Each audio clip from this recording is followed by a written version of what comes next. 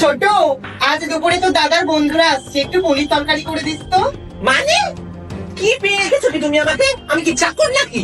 তোমার এই জঘন্য বর আর তার জঘন্য বন্ধু বান্ধবদের জন্য আমি কেন খেটে মরবো? ছোট, মুখ সামলে কথা বল। এই আমার চোপা দেখো। কত টাকা রোজগার করে তোমার বর? এত মুখে ফটর ফটর ভিখারি কথা। তৎক্ষণ জলটা গরম হোক, রান্নাটা দেখে আসি। ছোট লোক বাড়ির মেয়ে আবার গিজারে চান করবে? এবার কারেন্ট শখে মর। জলটা মনে হয় গরম হয়ে গেছে। ছোট, ছোট, মা পুজো দিতে যাচ্ছি।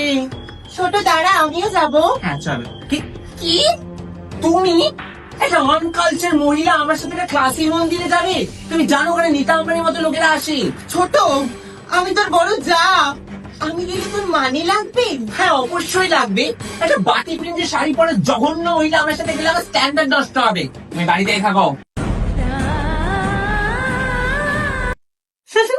বদ্দি, তোমাকে যে এই পৃথিবী ছেড়ে এবার চলে যেতে হবে।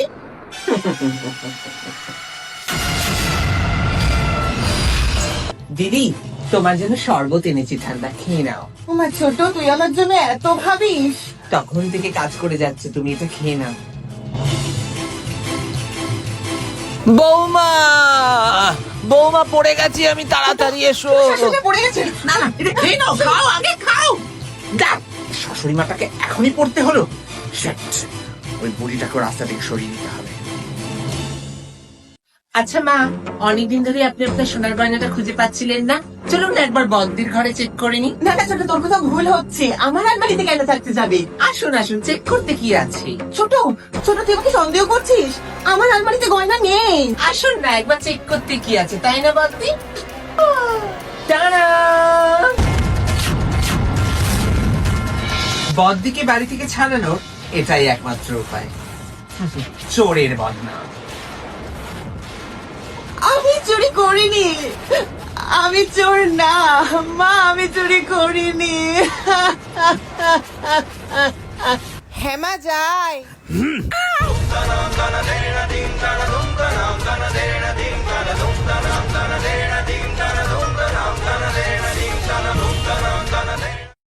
মা, অত্যন্ত দুঃখের সাথে জানাচ্ছি তোমার বড় বউ আর নেই, মারা গেছে।